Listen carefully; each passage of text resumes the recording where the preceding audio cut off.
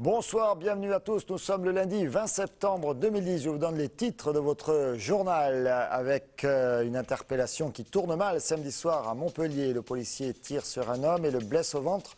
Le procureur que l'on voit à l'image croit en la légitime défense. Après les révélations de la Gazette, le CHU de Montpellier s'est décidé à communiquer sur les rapports qu'il accuse dans le cadre du suicide de l'anesthésiste Éric Delousse. La feria des vendanges à Nîmes a connu de grands moments dans les arènes, notamment grâce à El Rouli sur ces images. La fête a été belle également dans la rue, les rues et les beaux dégâts. Et pour commencer ce journal, ces images de Carnon. Carnon avec des gens qui se sont baignés toute cet après-midi. Ils profitent de l'été indien, comme dit la chanson. Ils ont eu raison. Il va pleuvoir demain, probablement après-demain, jeudi également, certainement vendredi, en tout cas si on en croit Météo France. Des images d'Olivier Roiran devant la Grande Motte, vous voyez, des images spécialement dédiées à Jean-François Garcia. Si tu nous écoutes Jean-François, ces images, elles sont pour toi. Chaude soirée samedi pour un équipage de la brigade anticriminalité de Montpellier. Lors d'une intervention, un fonctionnaire de police a fait usage de son arme, blessant au ventre l'homme qu'il voulait interpeller. Le policier a été mis en examen mais aurait agi en légitime défense. Jean Brun et Alexandre Grélier. L'affaire commence samedi soir vers 22 h dans cette résidence. Un individu est en train de crever les pneus d'une voiture, celle de son ex-compagne. Un riverain prévient alors la police. C'est ce témoin qui a appelé les services de police et lorsque ceux-ci sont arrivés, les deux fonctionnaires de la BAC ont été confrontés à un individu qui s'était retranché dans un local poubelle, qui a d'abord frappé un premier policier, l'a fait tomber par terre, avant de sortir de ce local et de menacer le policier qui, pour se défendre, a dû faire usage de son arme. Le policier a été placé en garde à vue et mis en examen, mais pas de contrôle judiciaire. Pour autant, la légitime défense semble avérée. Le parquet estime qu'il agit en état de légitime défense, à la fois concernant la menace dont il faisait l'objet de la part de cet individu, qui venait également de frapper un autre policier et l'avait mis à terre. Il s'agit donc de légitime défense également d'autrui. Pour le syndicat Alliance, l'affaire est symptomatique d'une certaine recrudescence en matière de violence. On assiste à une escalade maintenant de violence. Pour un oui, pour un non, les gens sont prêts à découdre avec la police. Jusqu'à présent, c'était avec des cailloux. Mais là maintenant, on en arrive carrément à des armes, soit des armes à feu, soit des armes blanches. Et la personne est prête à vouloir justement en découdre et tuer le fonctionnaire. Les jours du forcené ne sont pas en danger. Il devrait être entendu d'ici 4 à 5 jours, dès que son état le permettra. L'affaire avait défrayé la chronique en ce début d'année suite à une erreur médicale. Le docteur Éric Delousse, anesthésiste au CHU de Montpellier, est interdit de pratiquer la médecine. C'était fin janvier. 2 mois plus tard, il se suicide selon 2 rapports dévoilés par la Gazette de Montpellier il y a quelques semaines. La direction de l'hôpital n'aurait pas dû sanctionner ainsi le jeune praticien. Le CHU s'est enfin décidé à communiquer aujourd'hui. Jean Brun. Quelles sont les circonstances ayant conduit le docteur Delousse au suicide? 2 rapports, le premier de l'inspection du travail, le second de l'agence régionale de santé, dressent un bilan clair des responsabilités du CHU, dirigé à l'époque par Alain Manville, suspendu depuis. Vous avez le rapport entre les mains. D'ores et déjà, je veux dire, je n'ai pas à interpréter les termes du rapport que vous avez entre les mains. Vous êtes en situation de le lire, vous êtes en situation de voir d'ailleurs les contenus du rapport, mais de voir tout autant les messages qui ont été portés dans le courrier que le CHU a fait pour répondre aux éléments de ce rapport. Oui, mais voilà, malgré les demandes des journalistes, l'agence régionale de santé n'a pas accepté de nous remettre les rapports en question, arguant qu'ils étaient disponibles sur le site intranet du CHU. Il aura fallu un article paru dans les colonnes de nos confrères de la Gazette pour que les tenants de cette triste affaire s'expriment enfin. Il y a un de ces rapports qui est effectivement complètement à charge de la première ligne à la dernière ligne. Et on sait que dans la vie, rien n'est tout blanc. Et rien n'est tout noir. Donc le rapport que je considère comme le plus important, le plus objectif, le rapport de l'agence régionale de santé, est un rapport qui est en nuances. Bien. Donc nous avons apporté nos réponses. Le procureur est saisi de ces rapports et il peut ou non y donner suite, bien sûr. Du contenu des rapports, on ne saura rien d'autre. En revanche, le CHU a chargé le docteur Terral d'analyser les carences d'écoute de l'hôpital ayant conduit au suicide du docteur Delousse pour qu'un tel drame ne se reproduise pas. Nous souhaitons que dans chacune de ces situations, on puisse parler l'erreur. Dans une réunion qui sera en dehors de toute dimension hiérarchique, qui sera une réunion de parole pour que chacun s'appuie sur l'autre. L'erreur pouvait arriver à n'importe qui.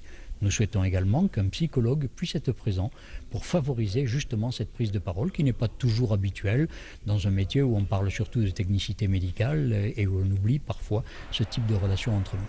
Alors même si malgré le décès du docteur Delousse, l'hôpital n'est pas encore prêt à étaler ses erreurs au grand jour, elle a au moins le mérite d'avoir compris qu'il faut inciter ses salariés à le faire. Du chaud et du froid pour les équipes montpelliéraines sportives ce week-end. Le froid, c'était du côté des footballeurs, bousculés à Saint-Etienne 3-0. Le chaud, voire le très chaud pour les rugbymen du MHR, vainqueur à Angers. Alexandre Grélier vous propose également quelques belles images de kitesurf dans ce résumé du week-end. On commence 7 minutes sport par une défaite, celle du MHSC sur la pelouse de Geoffroy Guichard. Un premier but signé Dimitri Payet, l'actuel meilleur buteur de Ligue 1. 10 minutes plus tard, c'est au tour de Rivière de se distinguer sur ce beau coup de tête. On appréciera la cabriole. Puis c'est Payet, encore lui, qui va condamner les espoirs montpelliérains sur ce beau coup franc. Après ce non-match, René Girard n'a pas été très loquace. On n'a pas été à la hauteur et le résultat reflète bien la physionomie de la rencontre. Merci. On continue avec une victoire, une belle victoire, celle du MHR.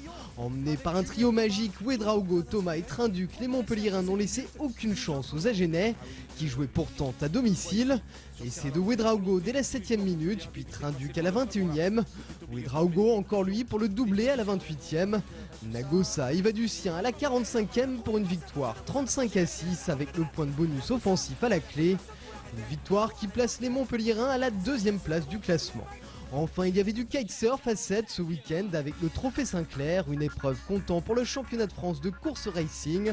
Une sorte de régate entre 3 bouées, une épreuve qui a dû composer avec les caprices du vent. C'est très perturbant parce que le vent est très instable. Par moments, on a du bon vent, d'autres où il n'y a plus rien.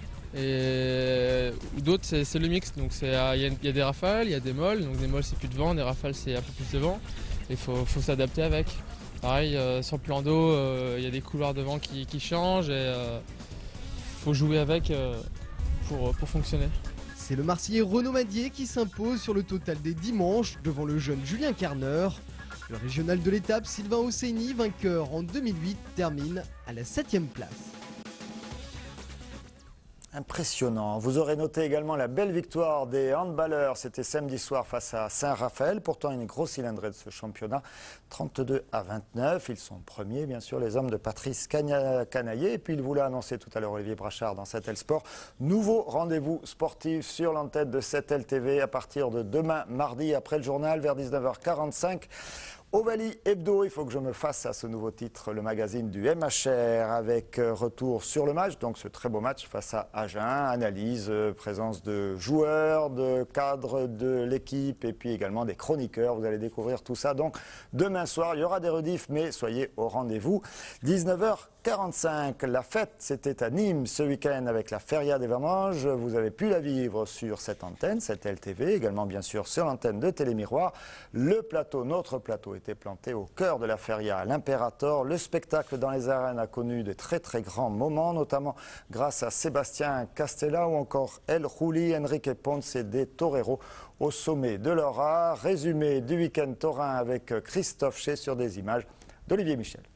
Dernier grand rendez-vous de la saison tauromachique française, la Feria des Vendanges s'est conclue hier soir sur la sortie en triomphe de Curo Diaz.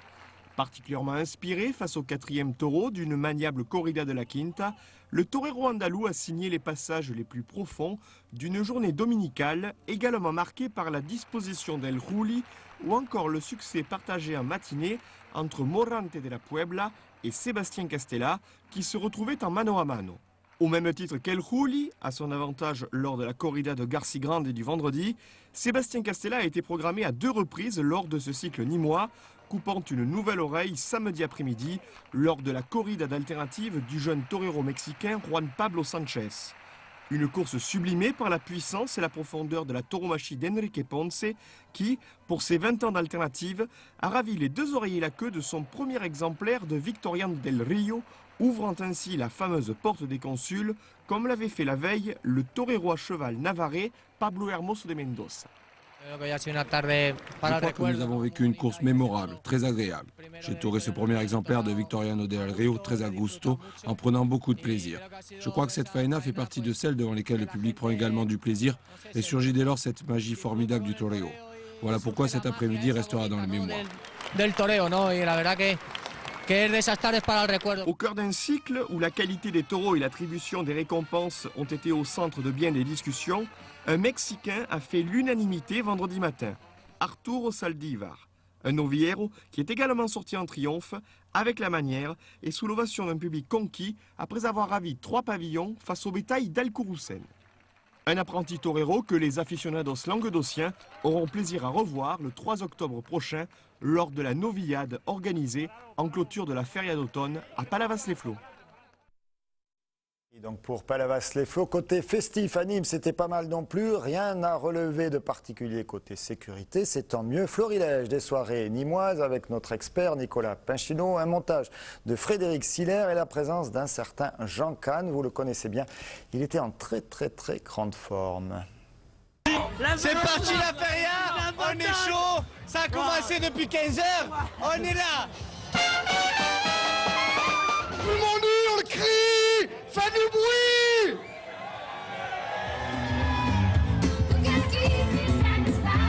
Que se passe-t-il? Bah rien. On est tout seul et il se passe rien à l'impérator comme d'habitude.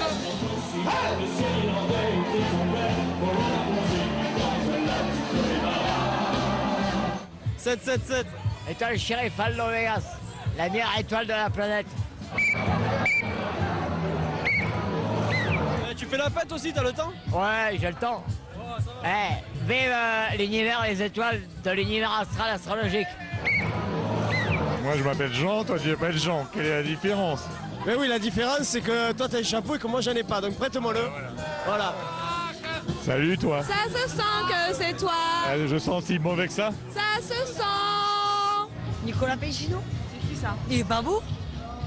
Attends, il est charmant. Oh, je vibre.